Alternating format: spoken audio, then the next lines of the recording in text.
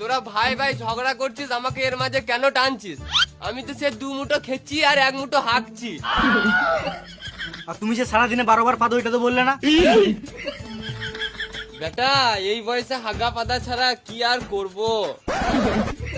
বাবা আমার বাড়িতে খেছে, আমার বাড়িতে হাঁকছে, এটাও দুটো সমান ভাগে ভাগ হবে। ঠিক আছে তাই হবে। আজ থেকে বাবা তোর বাড়িতে খাবে আর আমার বাড়িতে হাঁকবে। তাহলে আমি গাড় দেবো কোথায়?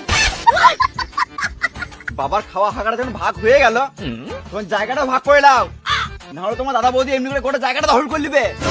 হ্যালো ছটকি, তুই তো পরিবারটা ধ্বংস করলি। মুখ সামনে কথা বলবো কি? ঠিকই তো বলছি খেপি চুদি।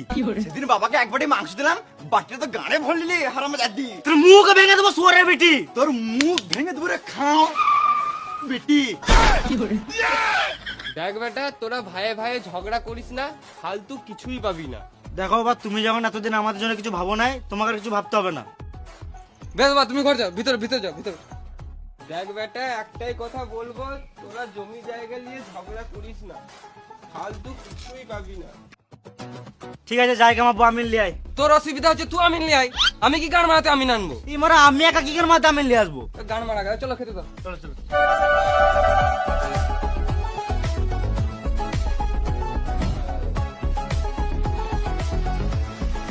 খেতে খেতে খেতে বেরিয়ে যাবো।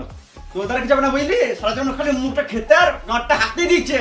ছেলে পেলে হবে করে থাকবে আর সব জায়গায় যাবে ওই লিলো তুই থাক, আমি চললাম আর ঘর। তোর দ্বারা যাবো না, তুই মেয়েদের মুখে ঘরে ঢুকে থাক।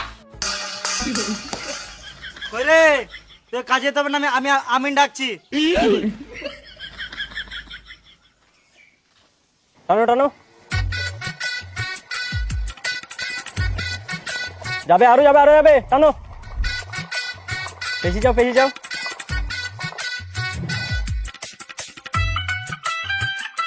আর কত টানবো? আরো যাবে 12 অব্দি।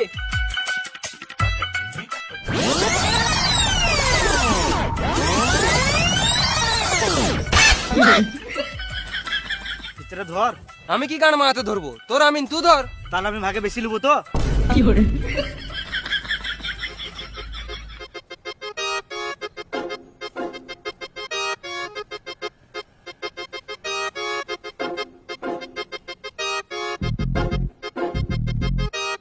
পেছি যাও পেছি যাও, নামাও।